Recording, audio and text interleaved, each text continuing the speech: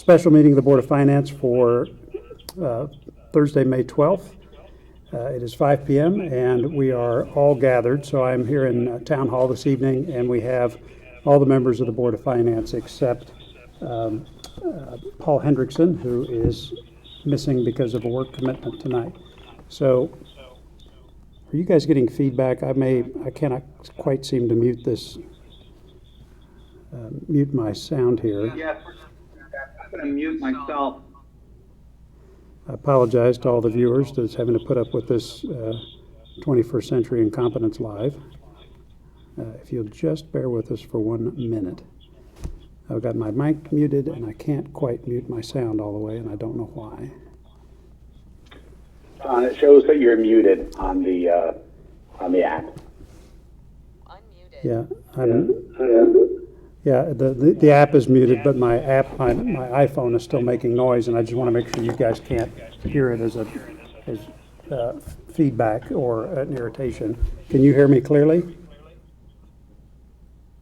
I would just turn the volume all the way down on your iPhone? Yes, but it won't turn all the way down, and I don't know why. All right. Tell you what, This conference will now be recorded.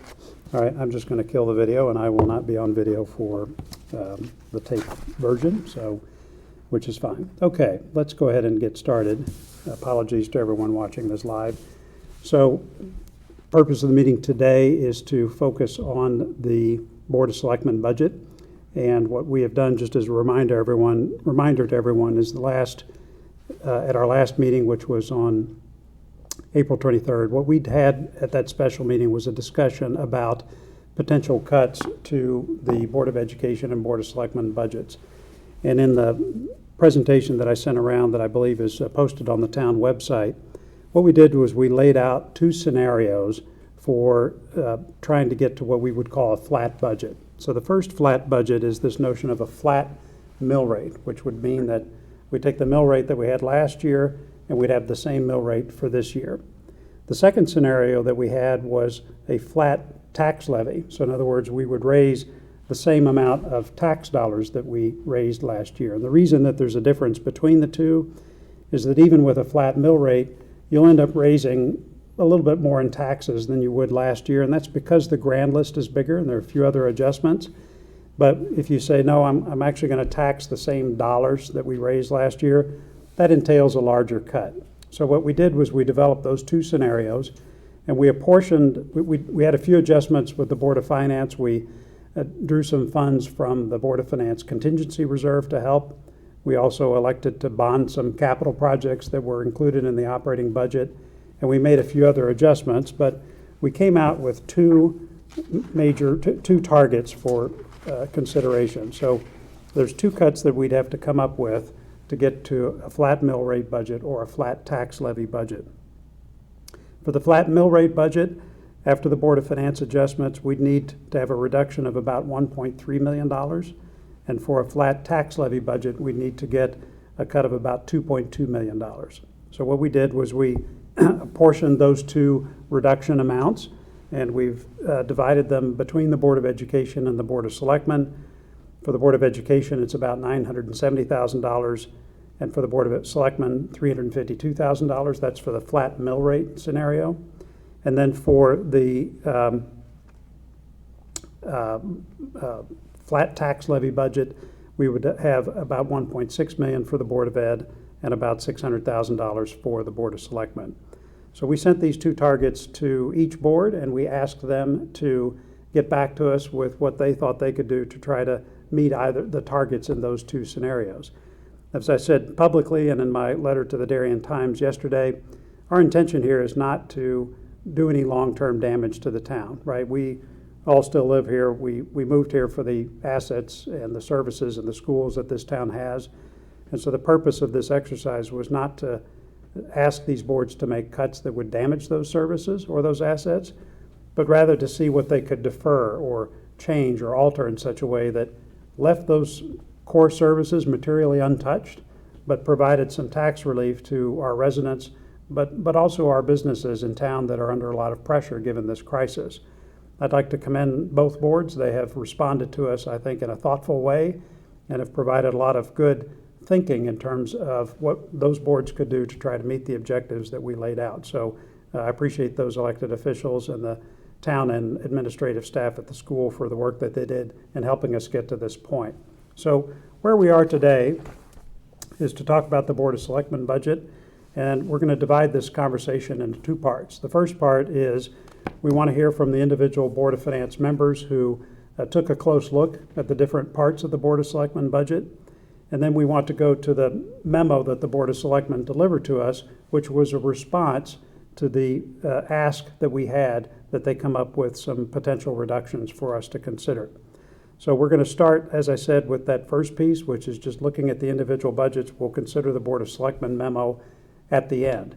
The one other point I'd like to make is that our process to this point, as it has been for several years, is to have a solid collaboration with members of the F&B Committee, Finance and Budget of the RTM. They've been materially involved in this process and have worked as buddies, as we call them, with other members of the Board of Finance in reviewing these budgets. I also received from Jack Davis, the chair of F&B, a detailed memo to supplement our work to make sure that we have taken into account their thoughts and ideas as part of our process. It's particularly important now because we are operating in an environment where it's difficult to get together. I'm again sitting here in town hall by myself. And in this environment, trying to have that collaboration as much as possible, I think is particularly important. So I appreciate Jack and the rest of F&B and their cooperation in this process and helping us get to a good answer. So what I'd like to do now is to go and let's take a look at the individual Board of Selectmen budgets. I know all of my colleagues are on the phone and can talk about the various components that they looked at. And so we'll go through that, and I know each of them has input from the F&B buddies as well as we go through this. So we have several categories to cover. I don't think this will take long. As I've said publicly, both budgets I think are pretty tight to begin with, so we may not have too many comments, but I did want to give everyone a chance to speak about the budget work that they've done to date. So let's start off with Dan and Rob. Both you gentlemen have focused on a few areas. One of them is the police department and building control. The second is public works, and third is parks and rec. So let me hand it over to either one of you gentlemen if you guys would like to start off, and let's hear what you have found with those budgets. Again, remembering that we're going to talk about the Board of Selectmen's recommendations towards the end. Dan or Rob? Sure. So I'll get started, and let me just kind of brief how we broke this out. I'm taking police, building control, and animal control, and Dan will lead on public works and parks and rec. So I'm going to start, I'll jump right into police, and for people with budget books, just starting on page 77. I'm not going to go line by line or section by section, but I just wanted to point out a couple of things. And police, obviously the big thing is civil dispatch. I kind of want to leave that to the end, but let me just go through a couple of items, both operating and capital, on the police that I just want to point out. Just jumping on page 88 really quick, there's a $38,000 charge. That is for record management. It's a new management software system that they're going to put in there. So for people that are wondering what that charge was, that's what that is. And then the other big charge on the capital side related to like records and things is something called e-citation. We're one of the last towns in Connecticut to get onto this system. I think this is a good expense for this year to finally start the ball rolling on that particular thing. So from a from a police standpoint, I think those are the two big items I wanted to talk about before we talk about civil dispatch. Actually, one other thing to add in on the capital side, just as for considerations, I think it's on the list for the Board of Selectmen is radio replacements. You see for $90,000. Dan and I had a really productive talk with Chief Anderson this morning.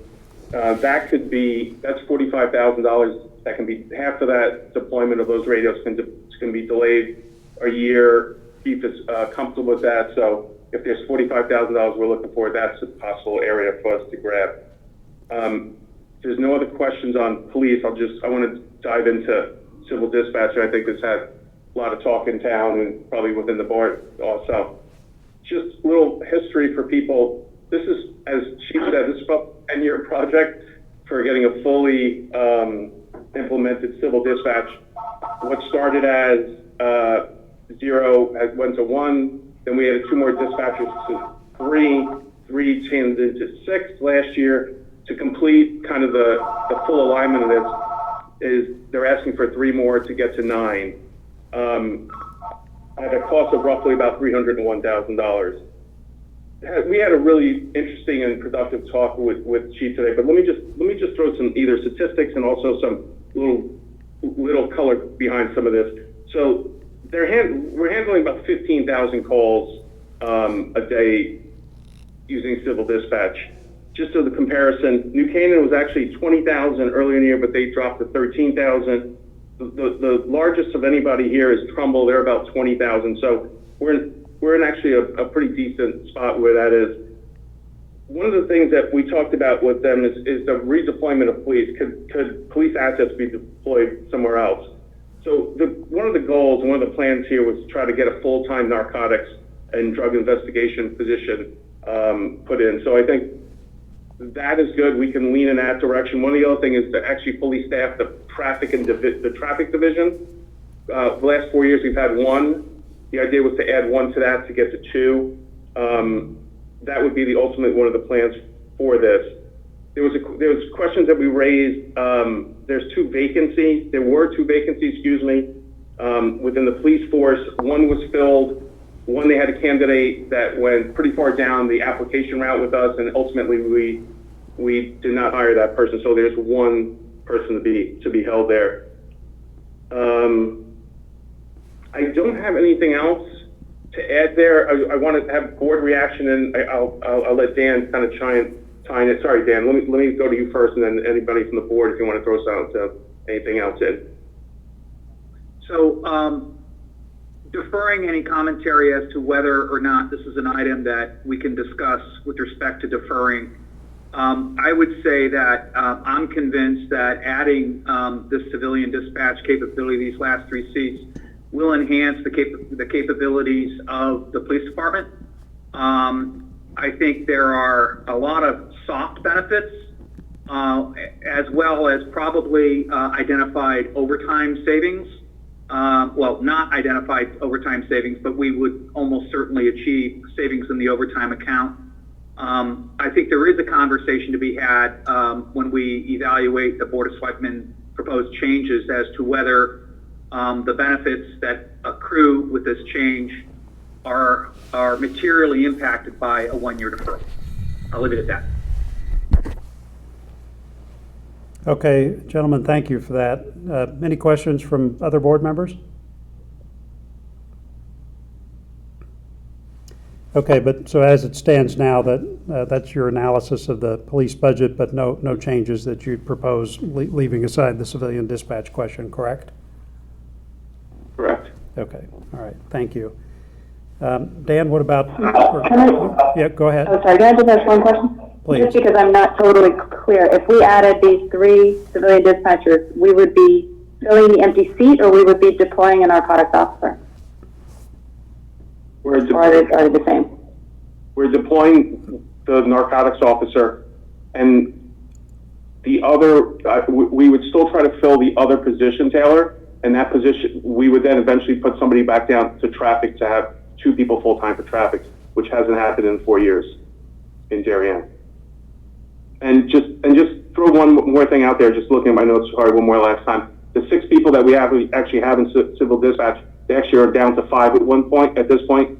They actually had to let somebody go. The performance was not expected, and that was not as good as they expected. So we're actually sitting with 5 in civil dispatch at this point. Hope that answers your question.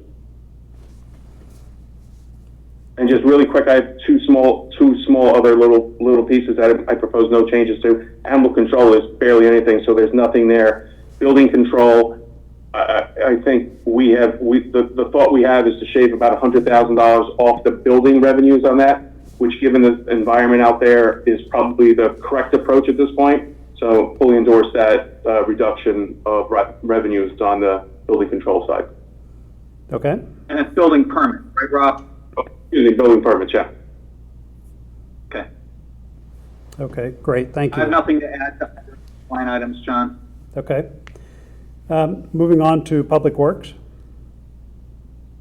And just a reminder that both on the Public Works budget and on the Parks and Rec budget, I'll only address the budgets as proposed in early March and as amended prior to their submission to us, and not address any of the changes as a result of our charge to the Board of Selectmen with respect to any reductions as a result of COVID. Okay. So on Public Works, I'm on page 127 of the budget book. The Board of Selectmen proposed a total operating budget of $4.4 million, which was up about just less than 1% from the current fiscal year. Total revenues were projected at $1.75 million, which is essentially flat to last year. No change in FTEs. Just to note that, as always, Public Works estimates include road and walkway maintenance that are very much subject to weather, so it would be unusual to not see variances in those accounts.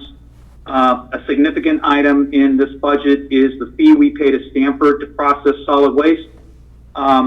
Ed is very focused on making sure that the costs that are allocated to Ariane are appropriate, and is, I think, in the process of initiating an audit to ensure that that's the case. And finally, on the operating side, we continue to benefit from the adoption of energy cost savings measures in all facilities, including the conversion of our street lamps to LED. On the capital side, capital allocated for reserves and recurring items were proposed at just under $1.7 million, which is an increase of $390,000 from the current reserve balance.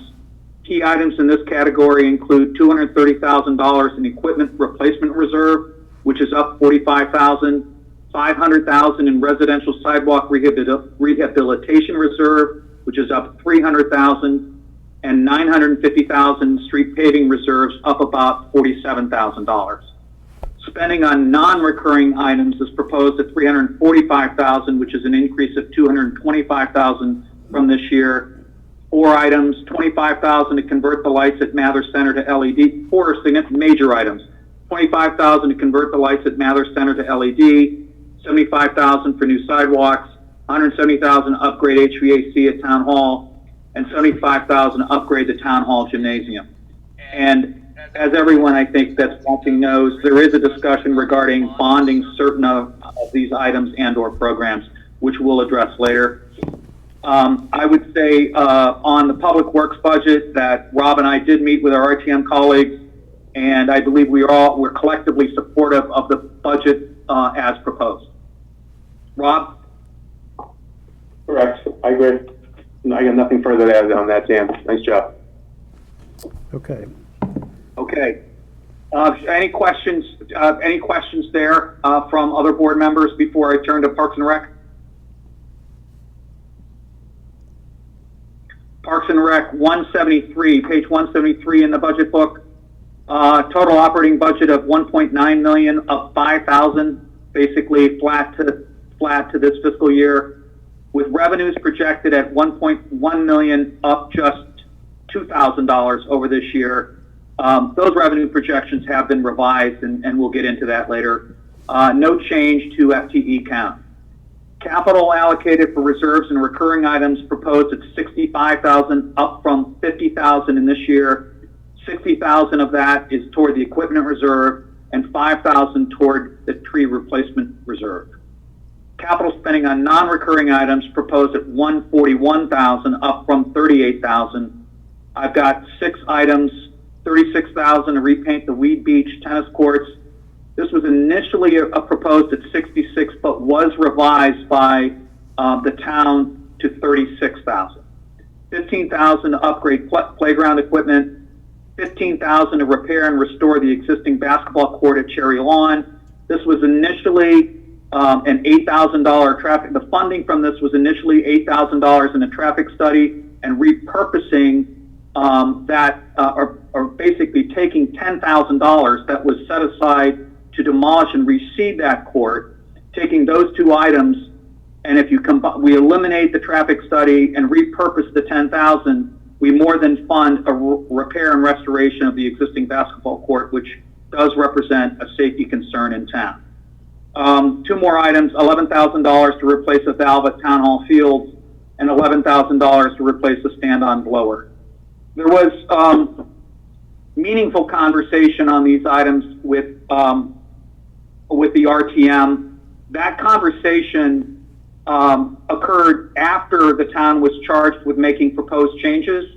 So it's really informed by that charge. So it's probably better to discuss that, that conversation and the feedback we have from the RTM in the context of discussing proposed changes, the Board of Selectmen's proposed changes to their budget.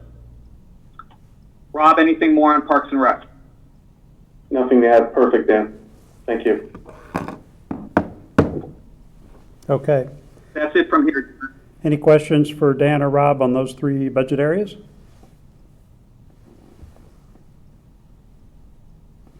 Okay. All right, let's move on to the next set of budgets. So this will be Taylor and Jim. Community and Environment, Human Services, and General and Miscellaneous. Would you folks like to tell us what you've learned there?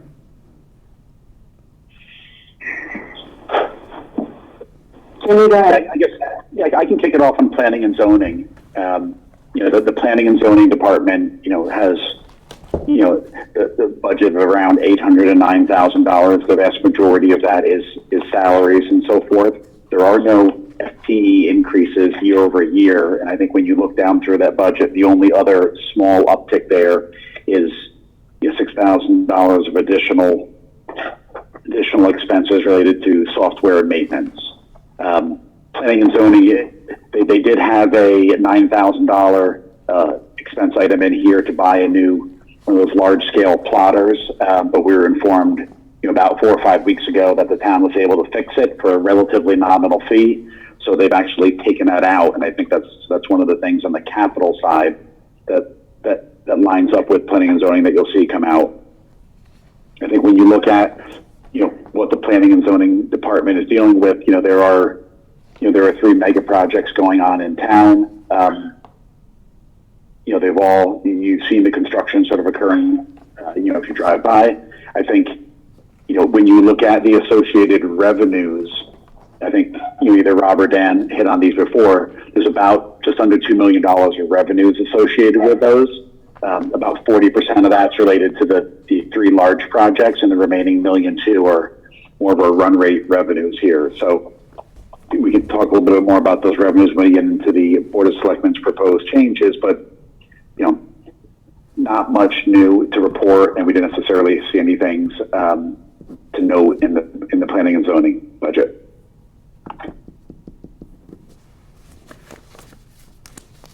Okay, what's next? Taylor, do you want to do beautification? Yeah, that's fine. That's a pretty small account. I don't have the number off the top of my head. It's about $34,000, and most of it's for the flower baskets in town, which admittedly were discussed with F&B as a nice to have, but it is a really nice to have in the midst of a pretty dark time. So it does feel like something we'd like to keep if we can, but in the end, it is a nice to have. The rest of it is like Earth Day celebrations and cleaning up of the incoming, I forget what they use for a term, but like where people enter Darien.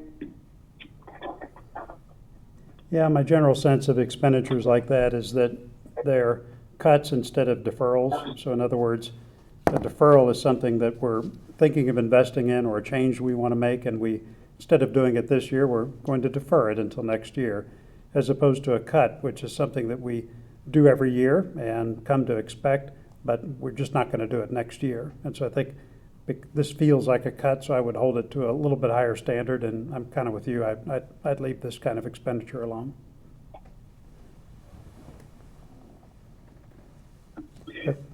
Okay, what's next? If you go down to the next topic with the celebration and community grants, that overall budget, it's around $77,000. One thing I would note, I'm just looking at page 75 of the actual budget book, you'll see that fireworks is 0. This will be Jen, correct me if I'm wrong, but the third year in which we're not actually including the cost for the fireworks in the actual celebration. That flows down into the departments where we would actually incur the expense, i.e. police and public works. It's mostly police overtime.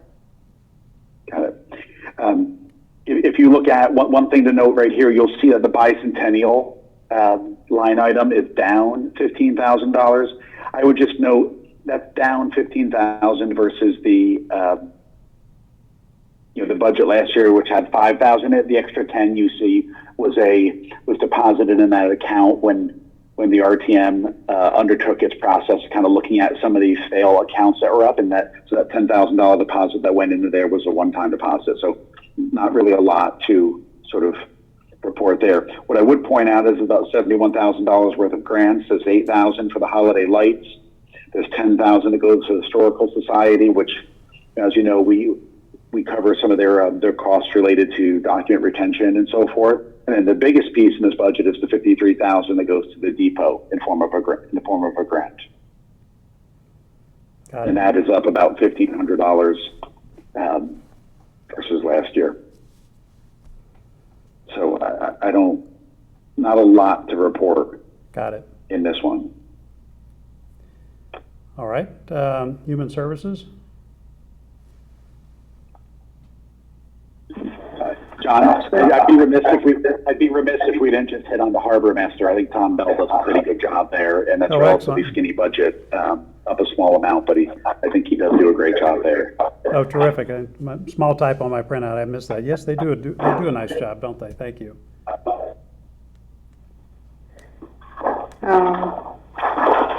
Jim, you want to kick off Human Services, or you want me to? You can kick it off. All right, so I guess that's page 148. This is a budget that we reviewed with F&B, and I think everybody was concerned that this budget, could potentially be under budgeted given what's going on. But going back to the March budget,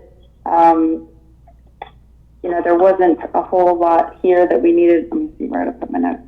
That we needed to review. I think, I don't know why I'm losing my place. That was more of a current discussion than the past discussion. They were adding additional hours for part-time employees, which would, I think, support programming. I think they're anticipating an uptick in their client base even before the COVID crisis because of the Royal opening. And I think those part-time employees were supposed to support social workers. With, increased affordable housing completions, we do think this could be much needed additions to staffing. Let's see. I think, again, going back to the discussion with F&B in the more current conversation, I think we are concerned a little bit about the essential needs payments. On page 149, it's only budgeted $11,000. About 70% of this funding comes from outside donation, and in the face of potentially increasing need and potentially shrinking donations, it's something I want to keep an eye on going forward. But for right now, I've heard that our director, Allie, I think Ramstek, is comfortable with the way it's budgeted. So, Jim, you want to go to Senior Center? Yeah, the Senior Center is the biggest chunk in here. It's a $430,000. And I think the one thing we discussed with our with Bill and Mike and our with the counterparts on the F&B is just that there's a lot of revenues that occur behind these expenditures, just given the programs that they offer at the Senior Center, as well as the meals and so forth. So I guess, one of the questions, it's hard to predict what things are going to look like in 3 months, let alone, 6 or 9 months. But this is one of those things which we don't know what it's going to be like when that opens back up, what additional expenses they could have to incur there as relates to cleaning and so forth, and what type of participation they might see or not see in some of the membership of the Senior Center. In the last 5 years, it's up almost 50%. We have, it's projected to have 1,850 members this year with daily attendance, north of 100 people. So if that attendance drops, we could see, the program participation drop, and we could see, a decline in that budget, or we could see an uptick, for distancing or cleaning or other sort of operational costs there. So, we talked about this a lot, but I think Taylor, in the end, like with our buddies on F&B, we weren't necessarily, didn't necessarily feel that needed to be adjusted one way or another. No, I think it's, again, one of those big question marks that we're going to be facing in the next 12 months. And actually, Jen, I realize now that we didn't follow up with you. Can you tell us, how are they engaged in food service delivery right now? And will that continue? Right now, they are not, as far as I know, they're not providing meals on a daily basis. I think they may be occasionally doing some grab and goes, but it's not a full lunch program at the moment. Okay.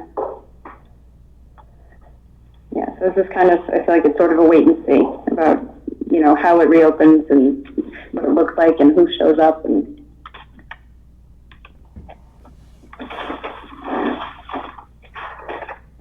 Okay, very good. Any questions on human services from anyone? I think we've got, next is just some general on miscellaneous.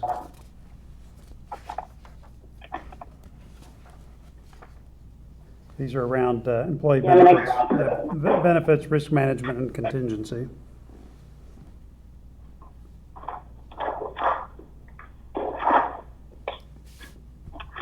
yeah, I mean, if we're going to go there, I'm sorry, we didn't finish up on youth services or public health or anything like that. But again, I mean, Jim, did you have any comments about any of that stuff? Because I think, again, with youth services, it looks like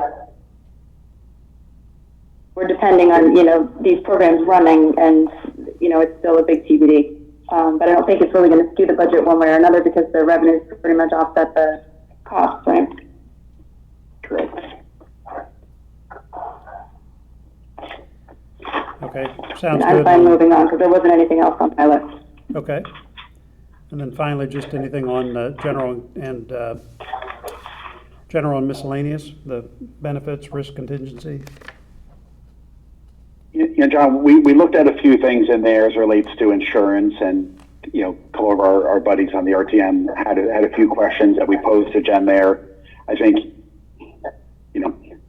other than just noting that whether or not we might need to deal with things like increased unemployment insurance costs and so forth, we didn't really see anything in this, anything significant in this budget, other than obviously the cost of employee benefits are up 10%, of which I think we're going to see the Board of Selectmen propose a small reduction in that as part of their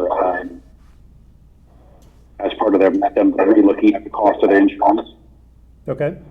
I think it also had to do with the mortality tables and the rate reduction, right? And we did discuss the possibility of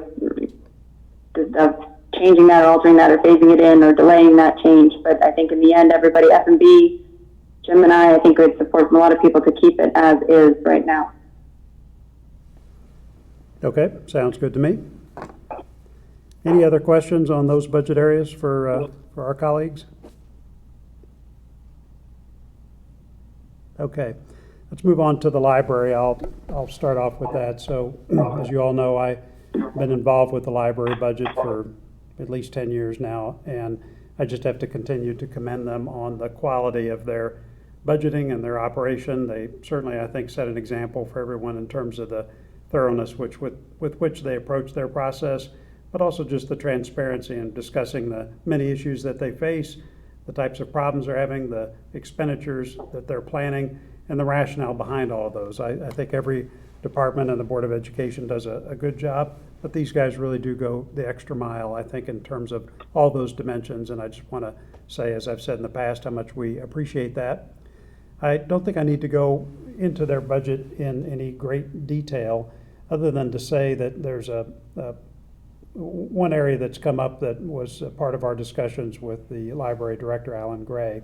So as part of their budget proposal, there was a $25,000 cut that the Board of Selectmen decided to take. And the reason for that cut was a sense that the compensation increases that the library was offering were a bit out of sync with what the town offers its employees.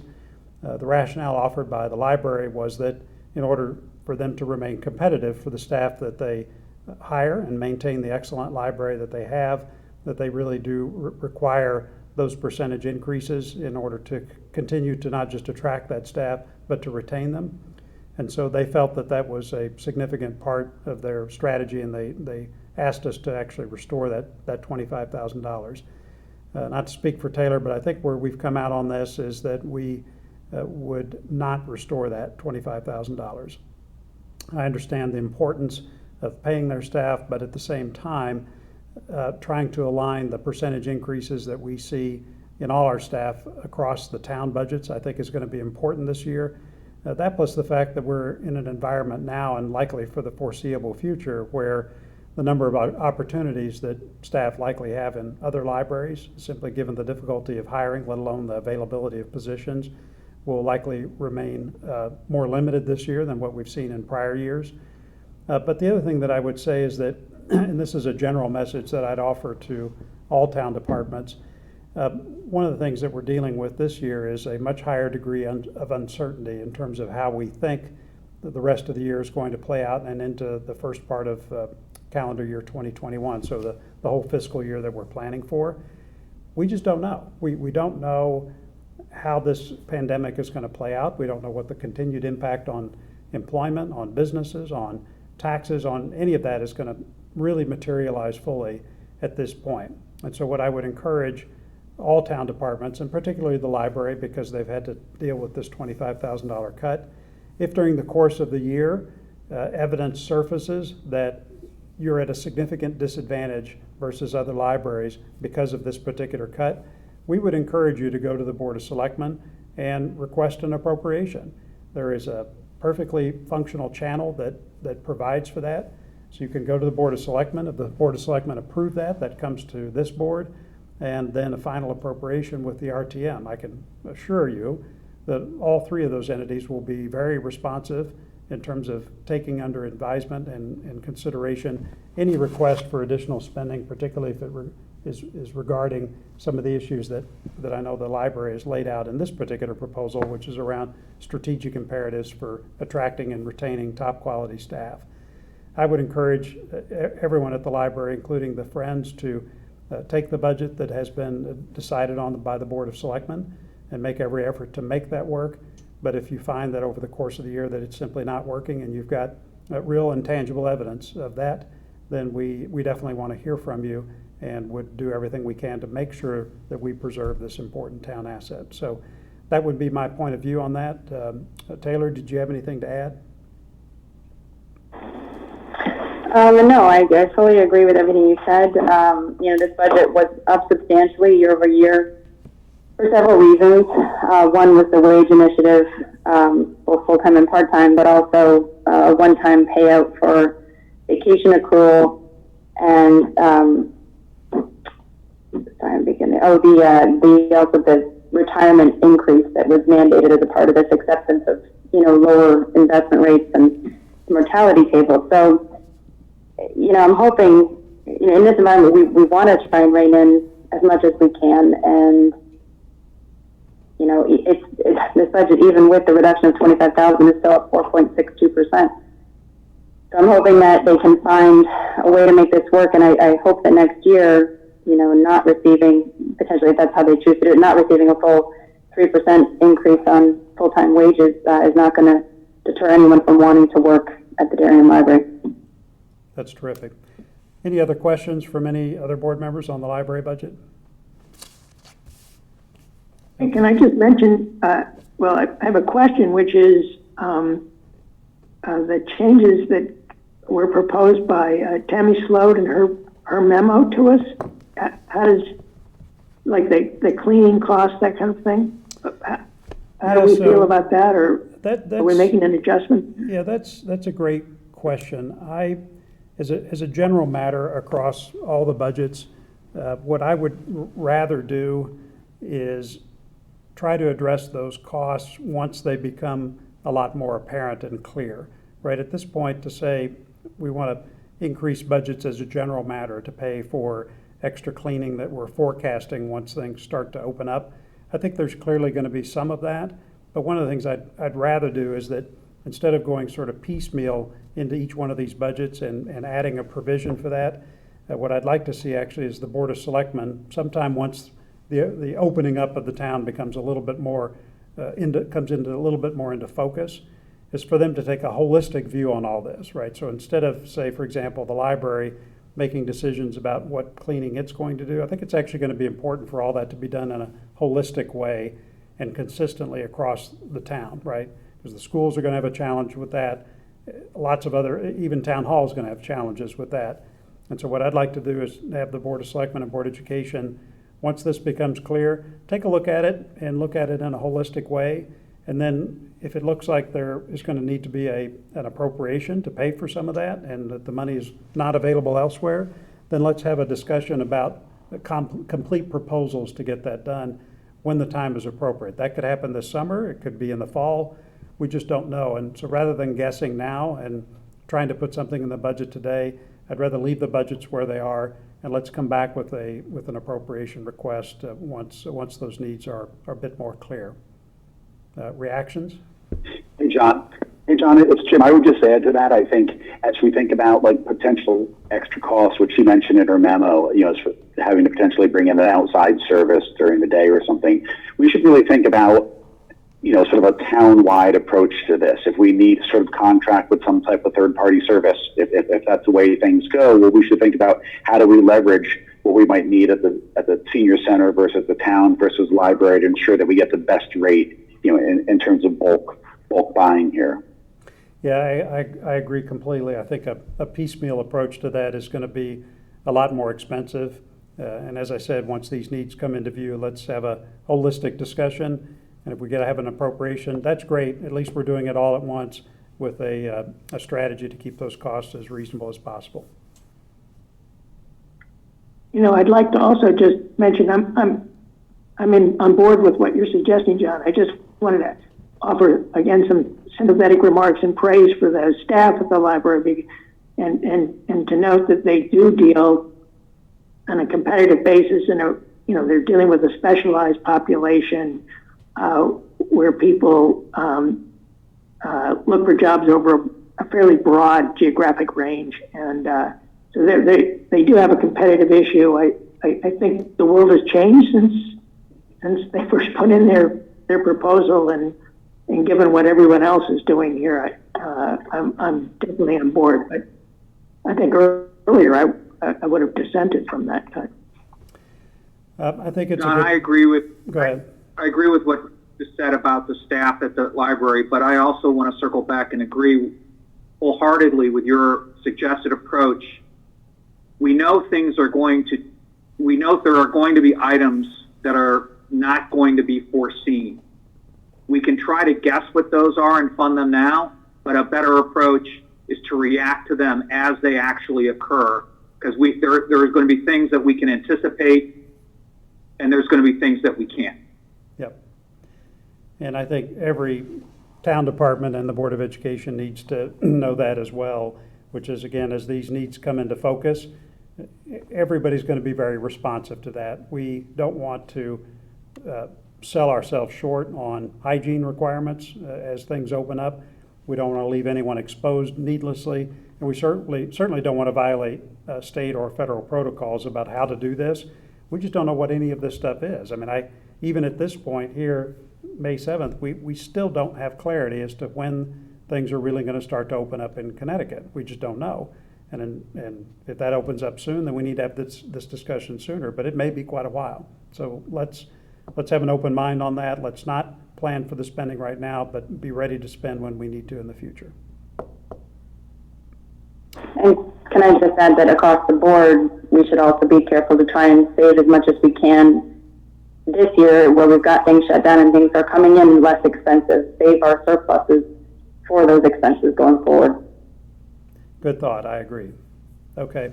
I did want to just thank the Alan and Caroline and the library staff, as well as the library's Board of Trustees. They are great town citizens and manage a great town asset, and we really appreciate their thoughtfulness in the budgeting, but also in their request to us to restore the cut for the Board of Selectmen. Just emphasize again, if it appears during the course of the year that those changes are not consistent with maintaining the excellence of the library, they should not hesitate to come forward with an appropriation request and real evidence that says that they need that additional funding, and we definitely will take a look at it then. Okay, if nothing else on the library, we've got debt service and other revenues next. I don't know if you wanted to chat any about that, Jim, maybe just to mention the debt service changes that we made as part of the process that we went through on the 23rd. We've kind of been through that already. If you wanted to summarize it briefly, or if there's anything else you wanted to say about that, otherwise we can move on.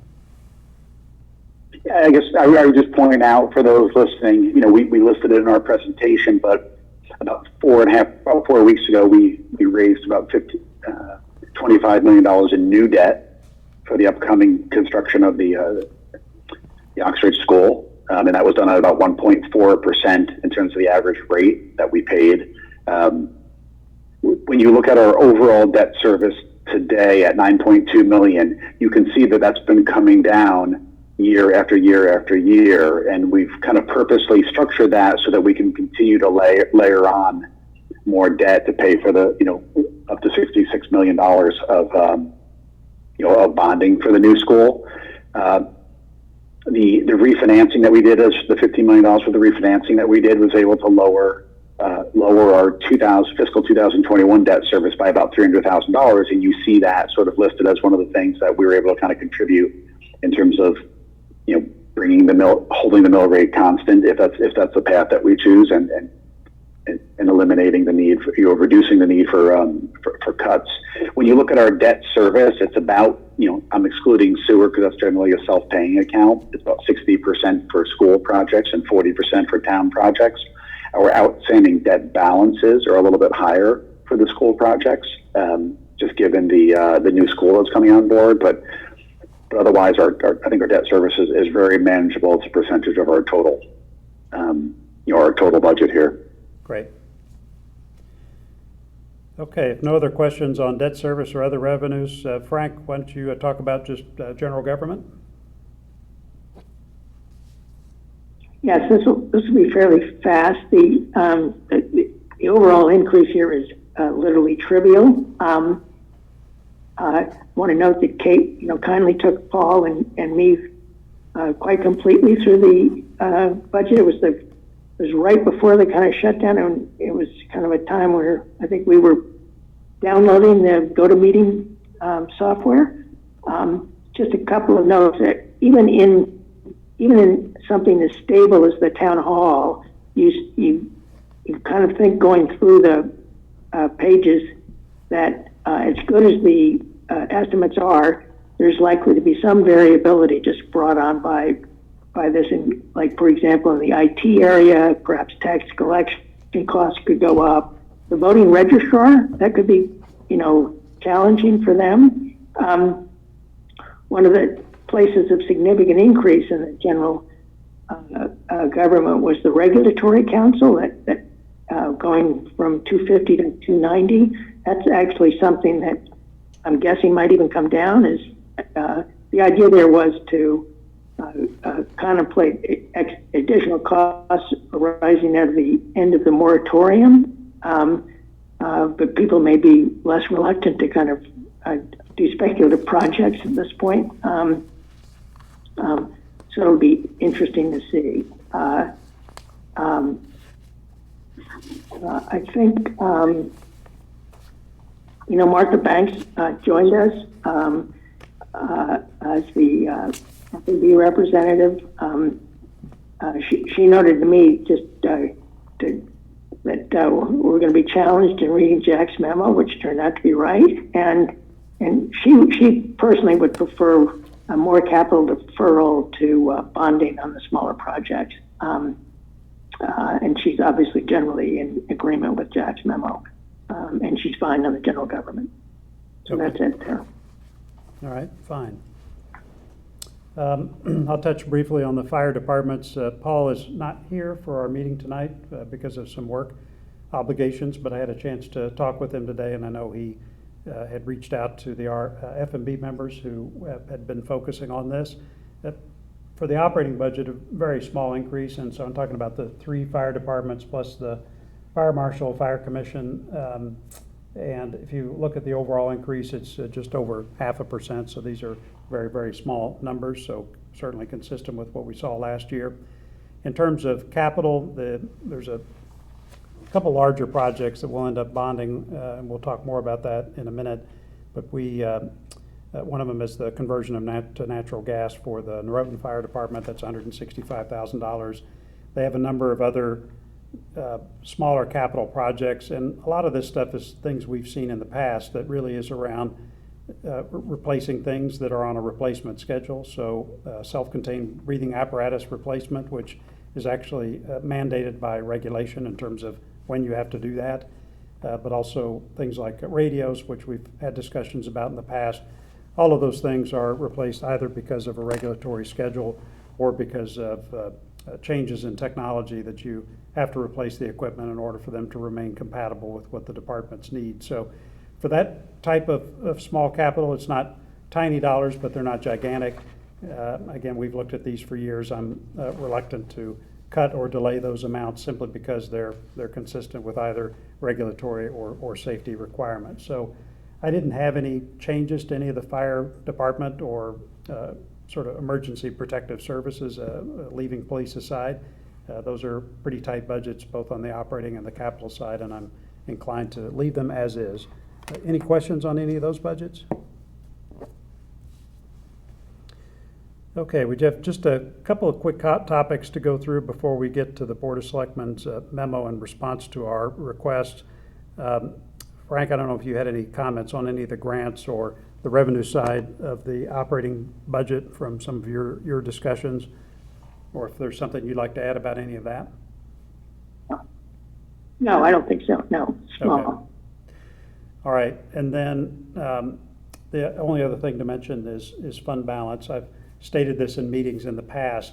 The fund balance is the town's reserve that we can draw on in an emergency.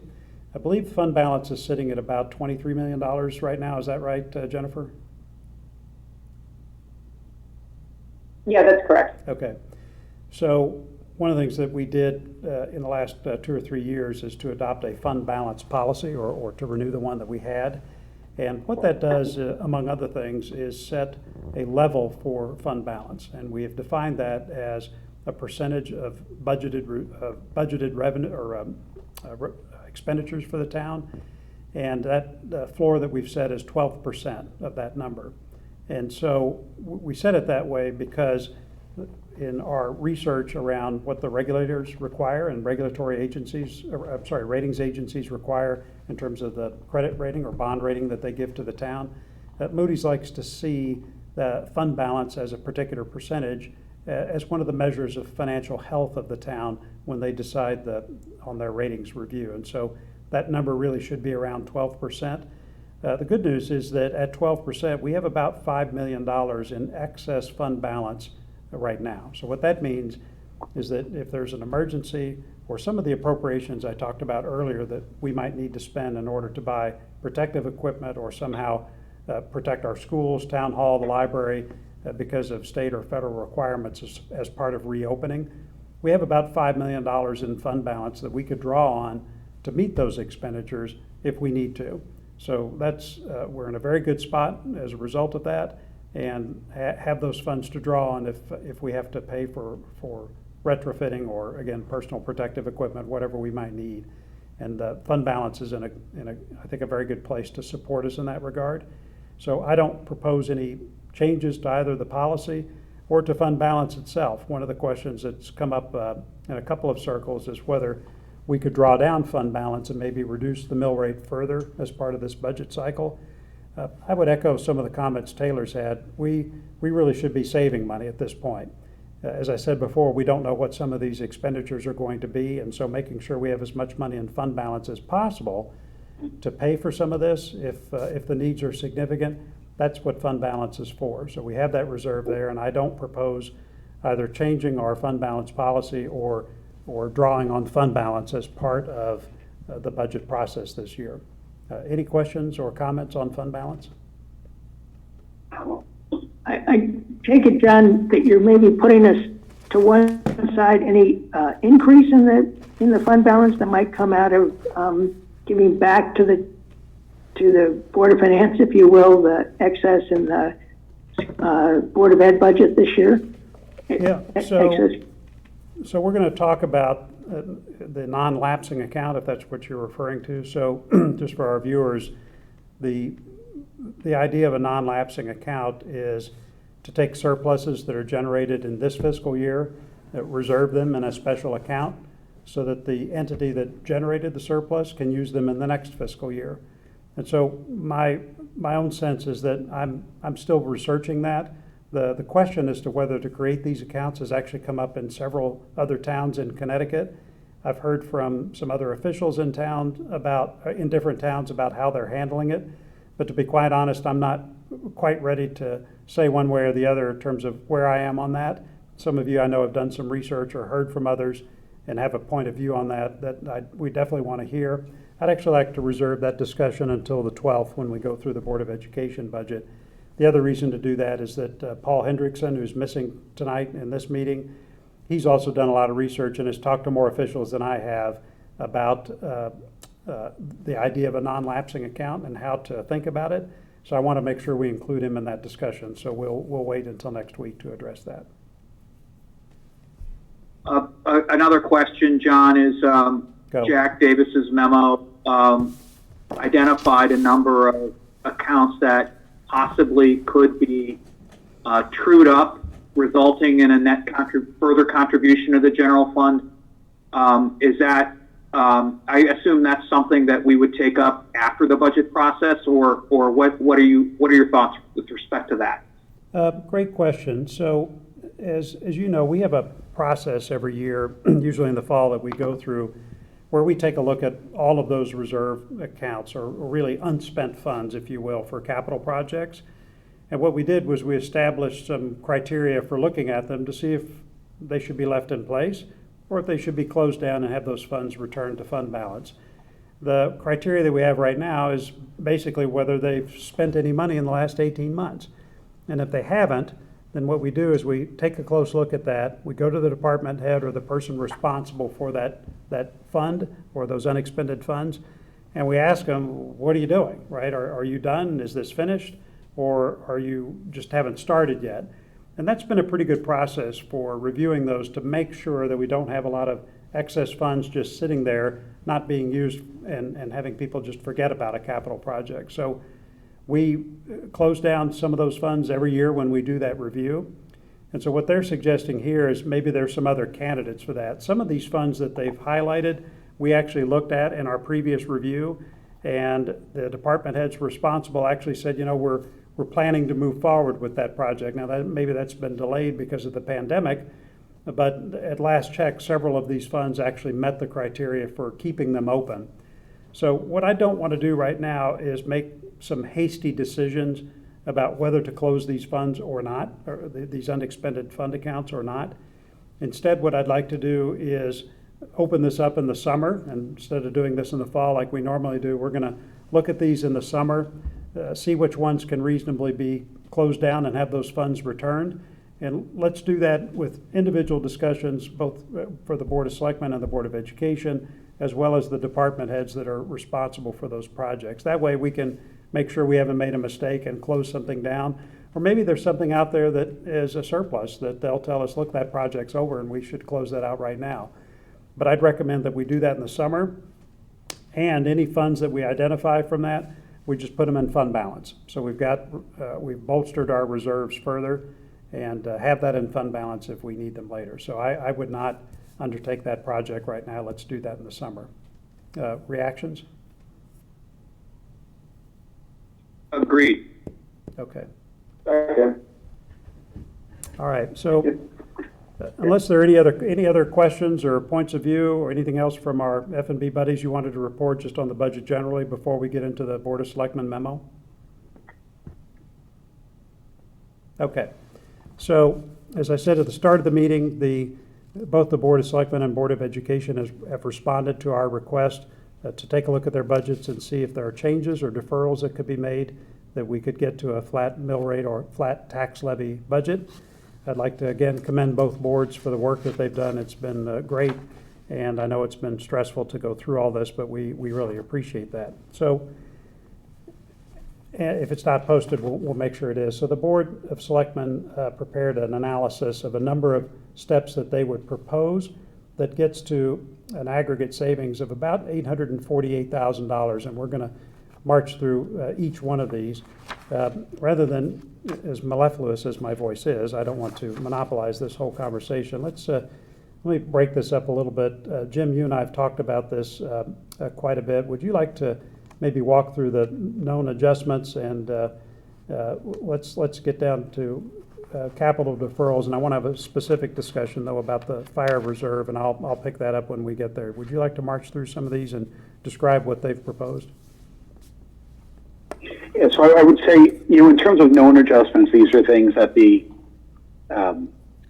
Board of Selectmen looked at, and either things such as medical insurance have come in lower than expected, right? Lower than it was originally budgeted when they started the process back in January, or there are kind of known changes are happening to that account.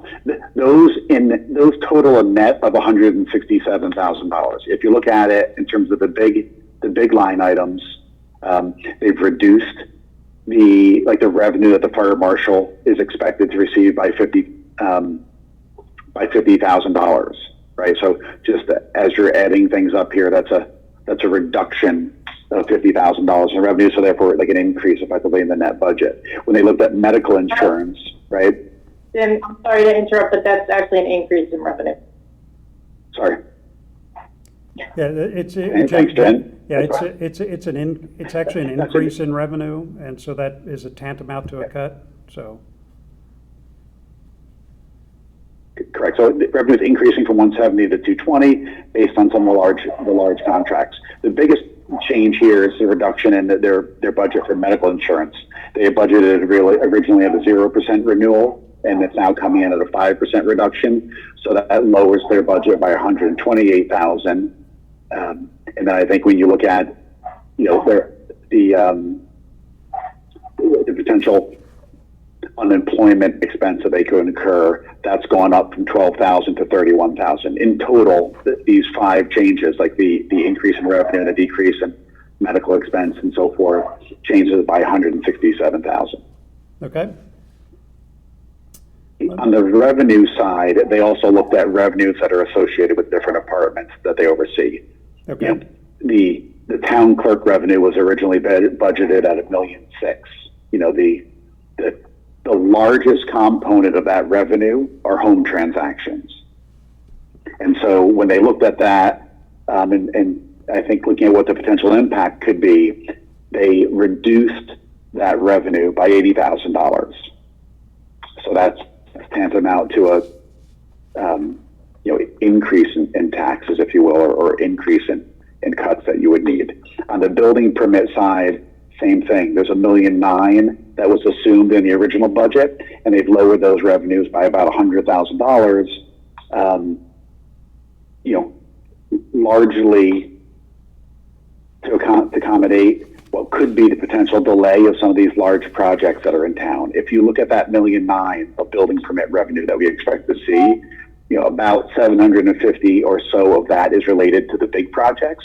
The remaining 1.2 to 1.3 million is our kind of what I refer to as our run rate building permits that we see on sort of a year-by-year basis, excluding these large projects.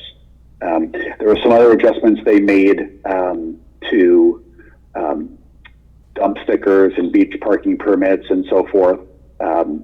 They brought up the dump stickers and kind of brought down the revenue that they expect to see on beach parking permits. Okay. But the net change of that revenue was a reduction of $240,000. Right. So tantamount to adding back expense, right? Yeah. So for those that are counting, we've kind of reduced expenses by 167 and increased and decreased revenues by net 240. So just on their budget so far, we're at a net increase actually of $72,000. Then when they moved on and looked at deferrals, deferrals on the capital Could I- side, which we had estimated. Could I ask you a question about the revenue adjustments for a second? When we made the adjustment to the tax collection rate, the property tax collection rate, to a certain extent, weren't we sort of making that adjustment overall in terms of, we expressed it as a property tax collection rate issue, but to a certain extent, wasn't it intended to cover these revenue adjustments that are cited here, or am I wrong about that? Yeah, I think the reason we adjusted the collection rate was really for what I would describe as a cash flow timing matter, right? Because as a technical matter, the taxes that are levied are still due. The adjustment in the collection rate actually makes the assumption that we might not get all of the tax revenue that we need in the planned fiscal year. So what this just says is, tell you what, we're going to assume that we get a collection rate that's closer to what we saw in the last financial crisis back in 2008, minus our usual 25 basis point adjustment. And so that was the reason we made that change. I think we will eventually collect those taxes, but this is just a timing matter to make sure that we've planned enough in case we don't in the coming fiscal year. So that's all that is. It wasn't really meant as a proxy for the revenue changes. Yeah, it was explained to me that it wasn't part of proxy for others, but that's fine. That's fine. The adjustments that are proposed are quite reasonable. I mean, they certainly didn't overdo them. Right. Hey, Jim, quick question. Go. Sorry, John, for either one of you, just two minor things. So what's the concept behind increasing the revenue on the RDA stickers, the 28,000 we're gaining? I see it's a 10% increase in revenue, the reduction of RDA stickers purchased before July 1st and into the year. Why do we think Right, it's really just that people aren't buying them before June 30th, so what we would have recognized as revenue this year is going to get pushed into next year. So we're expecting their revenue to be down 28 this year, up 28 next year. Okay. And then just two minor points, more just cosmetics, anything else. Right underneath the D23 and D24, the 300 and the 100 should be minuses, just for purposes of. Thank you. Okay. I know it's a little thing, but just I'm sure there'll be a final version of this. Okay. Let me. Rob, it doesn't affect the overall numbers, but that's a good catch. Yep. Let me just touch briefly on the big part of their cuts, which is this fire apparatus reserve. So just to review, what the town does every year is we have historically in the $450,000, $500,000 range, the town contributes that amount of money to a fire apparatus reserve. And what that reserve is for is to have a buildup of cash, so when it comes time to replace a major piece of fire protection equipment, usually fire trucks, that we've built up that reserve balance, and that the day comes that particular truck needs to be retired and replaced, we've got the money, and then we spend it and purchase that truck. And so the reason for having a reserve like that is the same reason you would bond a large capital project, which is to take those major expenditures, and sometimes those trucks can be hundreds of thousands of dollars, if not $1 million, is that you have a level expenditure over the course of a period of time, so that the fire apparatus replacement, it can be spiky depending on when the trucks get replaced, but the funding for that is pretty level over the course of the years. So the Board of Selectmen has proposed cutting this year's fire apparatus reserve contribution, and that contribution is $500,000, and they would cut that. So normally I would say that's bad, because what you don't want to do is disturb the contributions to that account, because if you cut this $500,000, your reserve account in the future, when a truck needs to be replaced, is inadequate. It's short, so you have to tax everybody that year to make up for that shortfall, and that's bad. So I think that's not what's going to happen here, though. So the reason that I think the cut is justified, because in addition to that, what they're going to do is they're going to take a fresh look at the replacement schedule for those vehicles. So what might that entail? That could say, we actually need maybe some fewer vehicles than what we have right now. It could be that some of the vehicles that are planned for a replacement lifespan of, say, 15 years, maybe that goes to 16 or 17 years. But they're going to take a fresh look at that schedule and take a fresh look at our fire department vehicle strategy. And so the assessment is that by making this $500,000 cut now, that's not going to mean that we have an inadequate reserve account in the future, because they're going to rethink the whole fire vehicle strategy as part of this. So for that reason, I know it's a difficult cut and maybe makes people nervous about our vehicle replacement program as to whether we'd have adequate, safe, and technologically up-to-date vehicles to support our fire departments. Based on my read of this and my discussions with others, I do not think that's the case. So I'm okay with taking out this $500,000 contribution. Reactions or comments?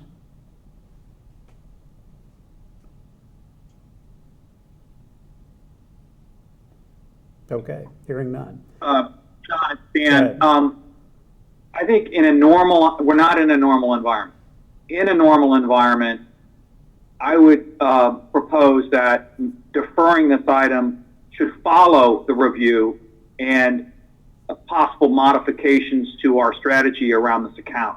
Since we're not in a normalized environment, I'm okay with deferring this item if we have confidence that such review will result in a modification and support this deferral.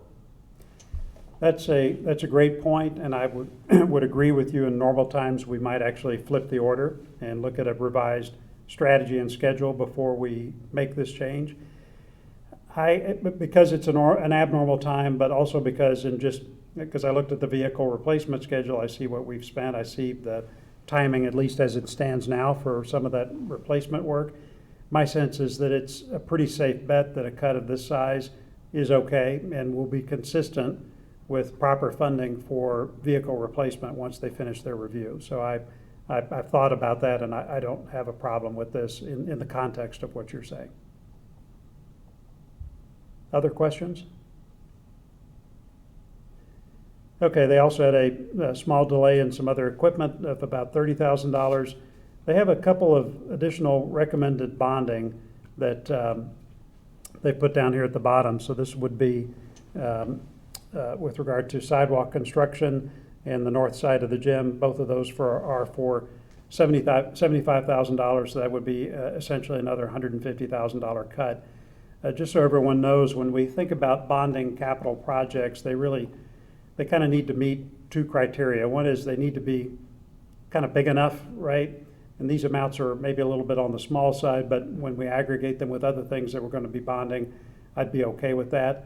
But it also needs to be for something that's going to last a long time. So sidewalks, gym upgrades, those are all things that should last a very long time and depreciate over time. We don't want to do bonding for pieces of equipment that might last just for a year or two, like iPads or something like that. Typically, we won't bond those, but for longer term projects and big dollar projects, yes, those are typically bonding candidates. Okay, any questions on any of the changes that the Board of Selectmen have come up with here? Okay. Real quick, yeah, Jen, can you just clarify? I know you made a comment during the Board of Selectmen's discussion of these changes. Can you clarify what the plan is for sidewalks in general to be bonded? Was it a multi-year, larger undertaking that we were thinking of bonding? So I don't have, Jennifer. That will be for you as a board to decide. What's in the budget right now for sidewalk rehabilitation, which is basically removal and replacement of sidewalks where they currently exist. There's $500,000 in the budget that you as a board have identified to be bonded. The full sidewalk replacement list is in the 6-year capital plan spread out over 6 years, and it'll be about $3.75 million to take care of everything on the list. So if you are going to bond sidewalk, the sidewalk rehab program, you could consider bonding more than just the $500,000 that's requested in this budget, and that would eliminate some of the out-year items in future capital budgets, because you would just pull it forward and the DPW crew can start working on that list, once they have an authorization. And Jennifer, why weren't these sidewalks as part of the other $500,000 worth of sidewalks? I'm just kind of curious as to why we wouldn't have picked that all up when we decided that the other sidewalk work was bonding eligible. They're always separated as two different projects because we don't typically add new sidewalks in places where they don't currently exist. That's what this additional $75,000 is. It absolutely could be included in a same bond authorization saying we're authorizing this much for repair, removal and replacement of the existing sidewalks, and we're also authorizing $75,000 for installation of new sidewalks. But it's just that they're always looked at differently because we very sparingly put in new sidewalks. Okay. All right, so the sum total of all those changes, so this is known adjustments, the revenue adjustments, capital deferrals, everything they've recommended for bonding, the sum total of that is about $608,000. So that's actually about $17,000 more than our $591,000 request for the flat tax levy scenario. So this would be the one that has the larger cut. So with everything that they've proposed, the Board of Selectmen actually have offered up cuts that exceed that amount by about $17,000. So I'm inclined to support all of those changes. And I just wanted, before we move on to the final item there that I wanted to make sure we considered, and also just one note from Jack that we've received an email during the meeting. I just wanted to check to see if anybody had any comments on the main adjustments that they proposed that net total about $608,000. Any further comment or discussion on that? John, the only thing I would say, and I appreciate that these numbers are bigger than the flat tax levy, but I would just point out, I mean, it's a combination of reductions and deferrals. Yep. And bonding. I do think things like the fire truck reserve, we're going to look at the replacement cycle and so forth. So that's not necessarily just a deferral, but things like the bonding of the sidewalks and the gym upgrades. It all helps us get towards a lower tax rate. Right. Other comments? One thing I might point out is in the other items for discussion, if additional reduction is needed, is the town hall capital maintenance reserve. That 100,000 was an increase from last year of 50,000, and they suggest that they could go back to the last year's amount of $50,000, but they don't want to do it because of the possible need for social distancing reconfiguration. And I was wondering whether that fit into the category of adjustments that we might make later based on COVID-19. So that's a good point, consistent with what I said before, which is sort of a summertime look at these unexpended funds and some of these reserve accounts. I'd like to pick that up as part of that effort. We may decide to leave this account alone because there's maybe tangible evidence at that point of some social distancing expenditures that we need, or we might decide to clean it out. But rather than making that change right now, I'd rather have an active discussion with the Board of Selectmen and town departments to see what they think about it, but that's a good point. Frank, I assume, were you pointing to the $100,000 contribution that they were saying, could potentially be reduced to 50, but they may actually need it, like line 43? Yes. Yeah. Yes. And the 100 was an increase from last year of 50,000. I think that's why they identified it, frankly. Right. Okay, I'd also just point out that if you take these cuts in their totality, this I think meets the criteria we laid out before, which is we're not trying to damage town services or assets. All of these cuts I think are thoughtful in that regard and have an eye towards making sure that we preserve town assets and services. So I would commend the Board of Selectmen for that. So one other thing before we get into the last part, which is Jack's memo that he sent as part of this discussion, there is this issue of civilian dispatchers. It's $310,000 next year. That includes salary, overtime, benefits, and Social Security to bring on 3 dispatchers. Just by way of review, this is a part of a longer-term strategy to replace sworn officers who are typically manning the police station for purposes of dispatching services to meet service calls or emergencies. And the idea here is to replace those sworn officers with civilian dispatchers so that the sworn officers can be out in the field doing their work. So this is the next round of civilian dispatchers to be hired.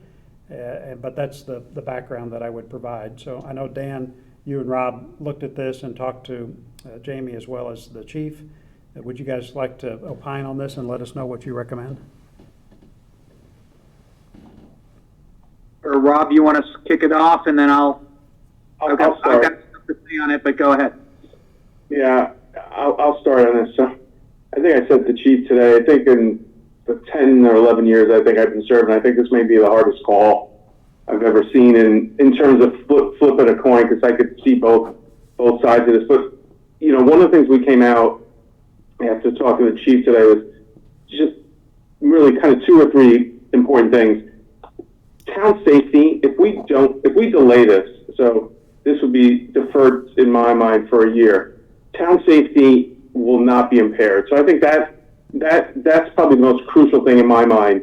I think Chief would be disappointed, but I think he understands under the circumstances that we're dealing with this year with the pandemic. So I think he would understand. His only concern, and I think it's a right concern, and I kind of think I said this when we first started talking police, is, you know, this has been out there for 10 years. It started gaining momentum about 4 to 5 years ago, it feels like. Like I said, we added 1, then we went to 3, then we went to 6, and this was our chance to get to 9. I think it was such a long push to try to get there. He's almost at the finish. We're there almost at the finish line. It's just a bit of a disappointment, but he understands, and I think I'll leave it at that, because it was in my mind, and I'll let Dan chime in on this too. I thought it was an incredibly efficient and impassioned talk that we had for an hour, but I think those are the main themes we came out, is town safety won't be impaired, which I think was one of our concerns, but like a sense of understanding and disappointment, but just concerned about, will we get to it next year if we do push it for a year? And then Dan, anything you might want to add? Sorry. Yeah. So I would say I've had 2 lengthy conversations with Chief Anderson, and he's been incredibly transparent, honest, direct, a great advocate for the town, a great advocate for the department, and he has a conviction that the department would be better served, and therefore the town would be better served with the addition of these final 3 civilian dispatchers. He understands that we're in an unusual time, and is concerned that if this ball is kicked down the road, that it may be kicked down the road once again. So I guess where I'm coming out on this is that, given the assurances that Rob and I have received that the safety of the town would not in any way be impaired by a deferral of this item, that we do defer this item. We do not add headcount in the context of what we're asking all of the town to consider, but only with an assurance that this remains a priority at the Board of Finance to add this capability to make the department more efficient to better serve the town. Okay, comments, reactions? I just have to ask I understand that it won't hurt the town from a public safety perspective, but would it not be improved? Will we not have one more sworn officer on the streets or doing, narcotics work or whatever it is if we did this? Yeah, Taylor, my answer would be yes. In theory, it's the narcotics person and then a second person on traffic. That's kind of the realignment, if you want to call it that. Dan, did you read it the same way? Yes, there are work rules that have to be dealt with, and having the uniform on duty at the midnight shift to man the dispatch station precludes the redeployment of that uniformed officer to work a daytime shift or the nighttime shift in some other capacity. The assurances we have are that those needs will be met, but Taylor, to your point, the services wouldn't be enhanced. I think, again, back to a comment you made earlier, a nice to have versus a need to have. This is an item that I think could be deferred without impairing the quality of life in Darien in any way. Other comments? So Dan, you spoke with. It's Jim here. Go ahead. Dan and Rob, I would just ask, is the thought here that this is truly a deferral? Like we're basically just giving it one more year until we fill out this program? I would say yes, Jim. I think if you defer it, you absolutely have to do it next year. If we're playing the long game, right, for the police in Darien, this is absolutely part of their longer term strategy. Dan said that quite well a couple minutes ago. It's definitely what they want to get to. To me, this definitely gets back on. Barring any weirdness in the world, a year from now, hopefully not. This should be on our plate for next year. It should be a priority for us next year. Okay, other comments? Thanks, guys. So I'm in support of the deferral. I mean, based on your input that it won't result in a safety issue next year, and that really this is more of a culmination of a strategy to shift to civilian dispatchers. It's taken us a while to layer in the personnel to make this happen, and my sense is that, as maybe disappointing as it is not to finish it this year, that we go ahead and wait until next year. So I'd be in favor of deferring the dispatchers for a year and cutting the $310,075. Sound okay? All right. Yes. Okay. They had a few other changes kind of down the list here in terms of some deferrals, but I see words like cemetery cleanup or landscaping, time and attendance system, and these are all pretty small items here, and I think are consistent with running the town and making sure that things work, as opposed to deferring things that might actually cause a degradation of services. So nothing in the rest of their potential items for discussion strike me as things that we should consider unless anybody disagrees.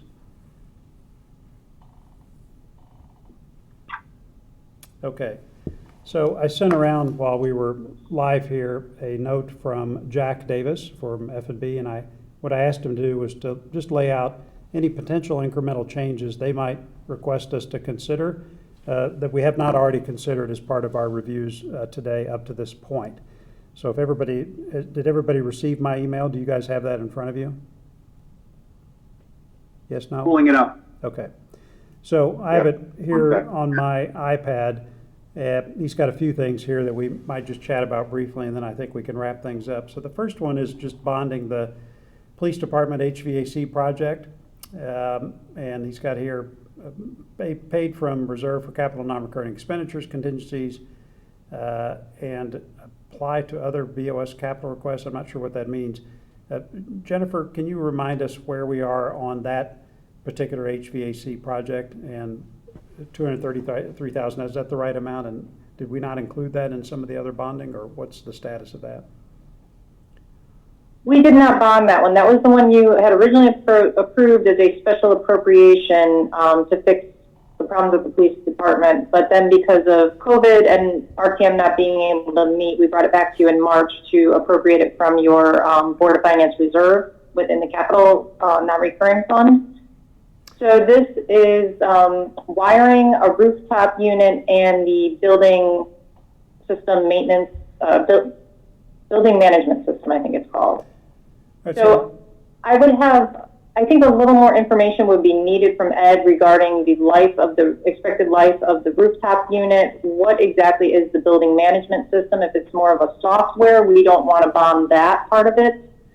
So I think there's a lot of questions related to this before we could wholeheartedly say, yes, we would go back and bond it. And I would also need to touch base with bond counsel and make sure that we've got everything in place and could reimburse ourselves on it, because there are some restrictions on that.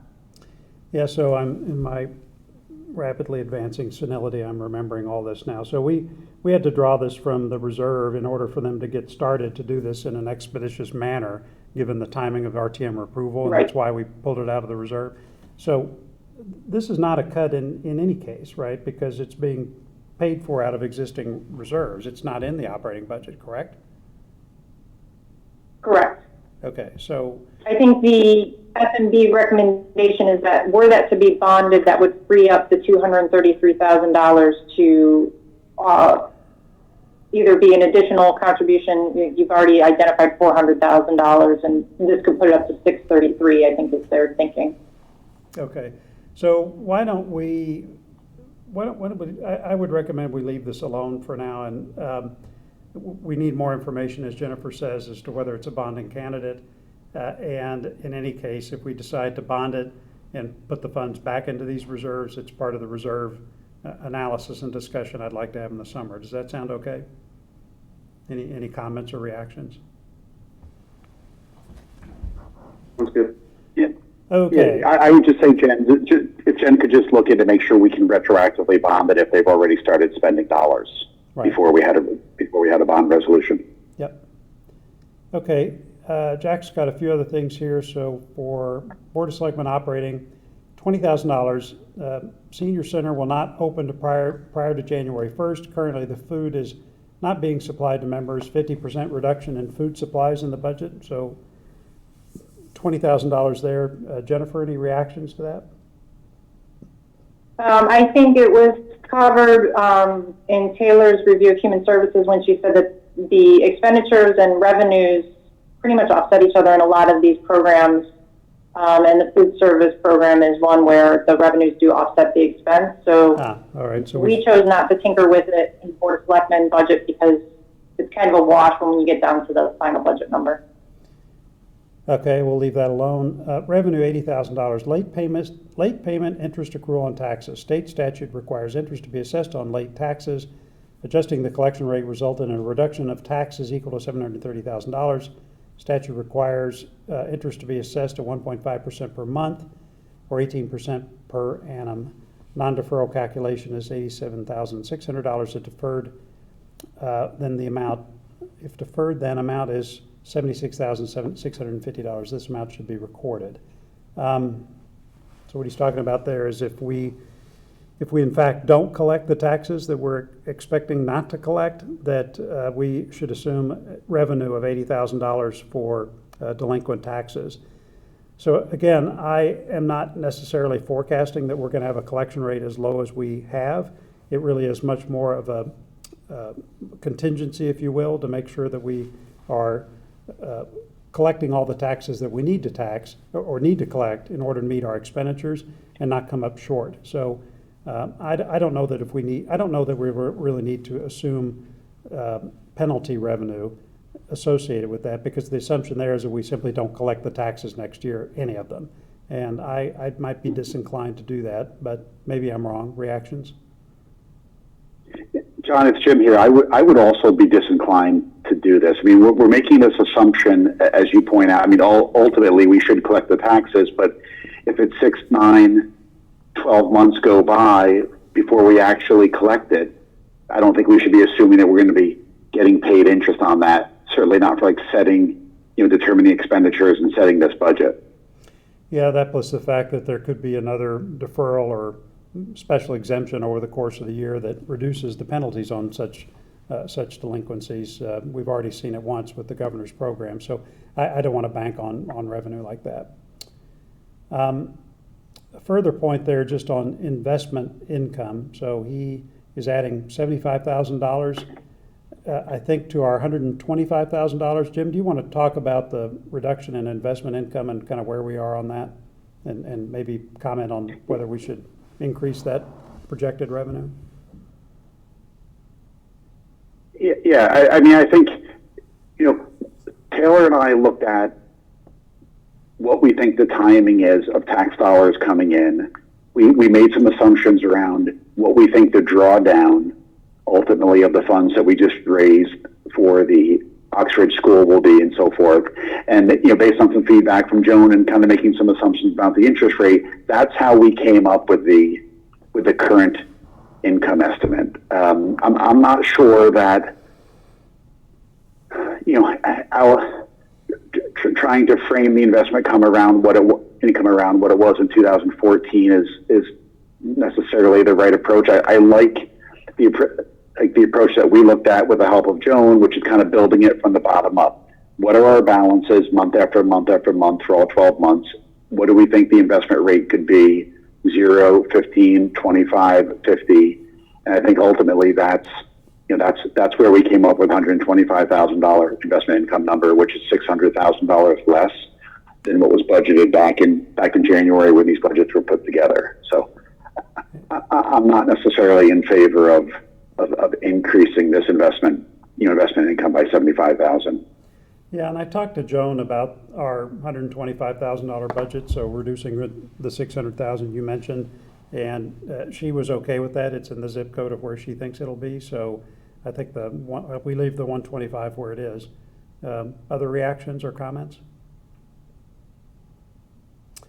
Okay, just 3 more here, and I think we're done. So he's saying that. Sorry, go ahead. Was there a comment? No? Okay, so. Sorry, yeah, I was just going to say that, in the past, we've had the argument that if we underestimated the investment income revenue, that we would be overtaxing our citizens. I think in this case, if she outperforms her budget, I would place a very high likelihood on those additional funds being very useful to us with unforeseen expenses. There you go. I would agree. Okay, last 3 he's got on his list here. This one is capital. It's actually on the Board of Selectmen for discussion items. This is the $25,000 contribution to the Town Hall renovation reserve. And what Jack says here, cut the Town Hall renovation reserve capital requested. The capital reserve for capital non-recurring expenditure balance is already at $199,000, and historic use does not require addition to this account. Therefore, no funds should be added. Jennifer, any comments there? Maybe about the rationale for that particular ad? There's no note here in the Board of Selectmen memo. Honestly, I don't recall. I would have to look back in my notes or touch base with Kate. I know she's been working closely with DPW to develop a plan for what needs to be done around here, both for the maintenance reserve as well as the renovation reserve. So she did have some plans for those dollars, but I couldn't tell you exactly what they were. Okay.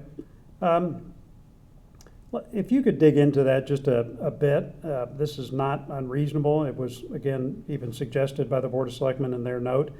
But if Jack and the F&B folks have taken a look at that, I'm actually okay with taking a fresh look at that particular account. So would you mind just marking that as something that we could consider? Let's see what you find. Maybe we actually take them up on that suggestion. I'd be okay with that.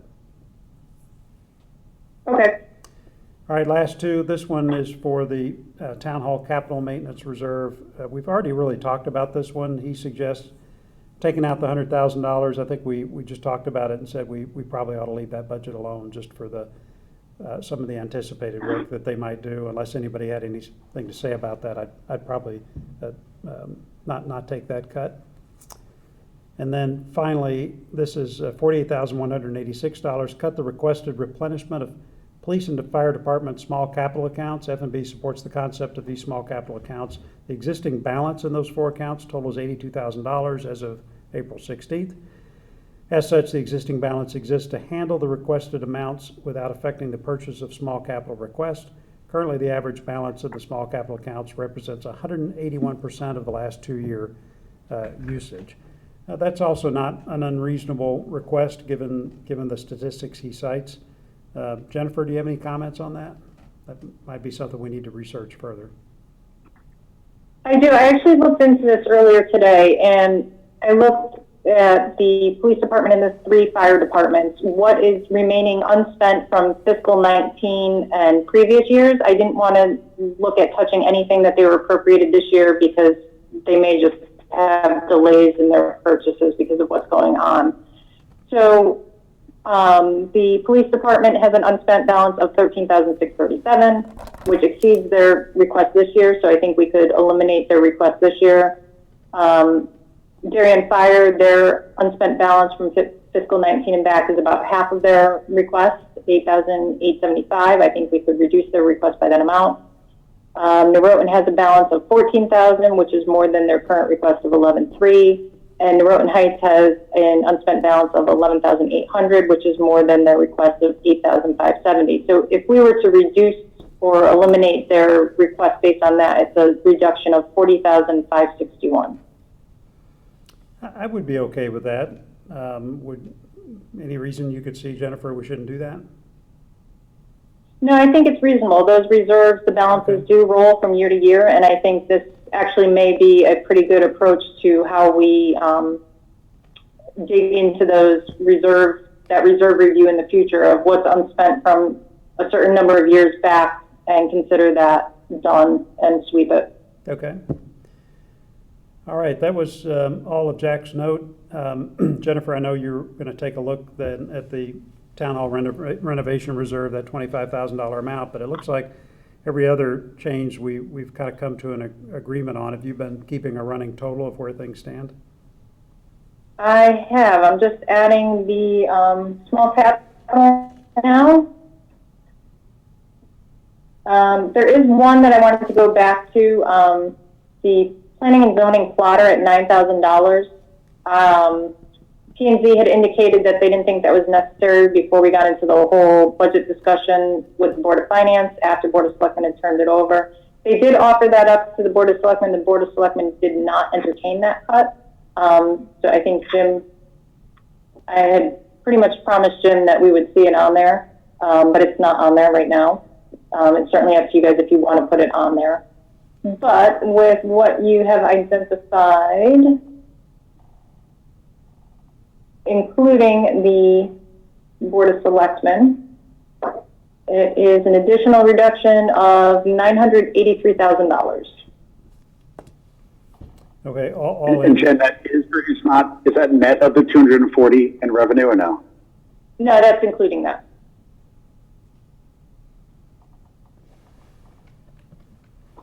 So it is net of that number, right? So it's the revenue reductions that were included in. Yeah, the revenue reduction is in that number. It is a net, okay. net number. All right, so it's really $1,223,000 in expenditure cuts and but also $240,000 in revenue cuts, where it nets to be $983,000, correct? Let's see, we got $1,173,000 on expenditures, and because of the fire marshal revenue, that was a known adjustment, a $190,000 adjustment to revenue, and all of that nets to the $983,000.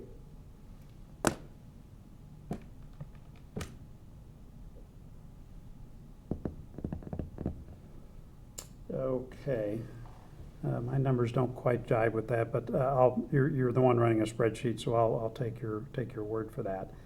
So next steps on this really is just to take a closer look at that town hall renovation reserve, that $25,000 that Jack brought up. But I liked several of his other suggestions, so thanks go to Jack and F&B. I think that added to the discussion. So if net we're ending up at a cut of $983,000 versus the flat tax levy that we asked for, which is $591,000. So we have done considerably better than even that more difficult target. So I appreciate the work on this by all members here, but also particularly the Board of Selectmen and all the town department heads that contributed to this. That's really great. I know those were not easy decisions at all, but certainly it seems to have met our objectives, which is to lighten up the tax burden where we can, but not do anything that damages town services or assets. And I think I can say that say confidently that it meets those two objectives.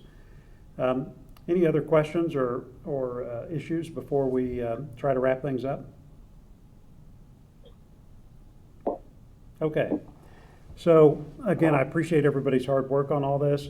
Next steps, we have a meeting set for next week, May 12th, which is a Tuesday.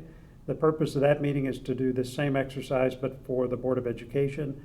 One change that we'll make for that meeting, that one will not be live streamed on Channel 79. Instead, we're going to live stream it on the web so that everybody can be in a grid and the public can see all of us instead of just me right now. But we're going to change that up a little bit so that we can have that at our next meeting. Other than that, I think that was it from my end. Jennifer, have we forgotten anything, or do we need to do anything at this point? I do know that we still need a vote on all this, so certainly I would welcome additional public comment based on the work we've done so far for the Board of Selectmen budget or the Board of Selectmen itself. But we will vote on these cuts formally when we do the vote with the Board of Education changes, and we're going to do all that on Thursday, May 14th. So Jennifer, Right. again, what else? Can I just confirm what I have as this board's potential other cuts in addition to what the Board of Selectmen offered up? There were other items for discussion with Board of Selectmen. It's the dispatchers, the town hall renovation reserve, and then the small capital reserves as recommended by F&B. Was there anything that I missed? Yeah, so then that was the $40,000 for the small capital one that you calculated? Right. 20,000 revenue, capital. No, I think that's it. Jim or anybody else tracking this? Have we missed anything? John, I think that's it. Let me just make one point. I mean, I think just given that, I appreciate Jackson and the F&B team putting this analysis together and sending it in. I think just given that we just got it during the middle of this meeting, we should just, I think, make sure that we check with the Board of Selectmen on a couple of these items that weren't covered in the list that they send across.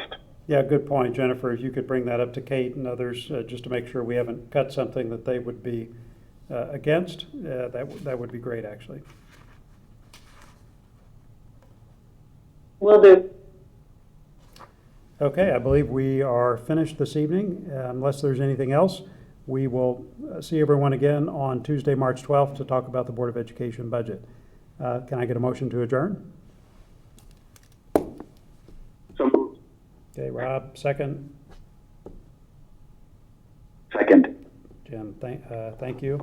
I'll assume everyone's in favor. Anyone opposed to adjourning? Okay, it's unanimous. We stand adjourned. Thank you very much.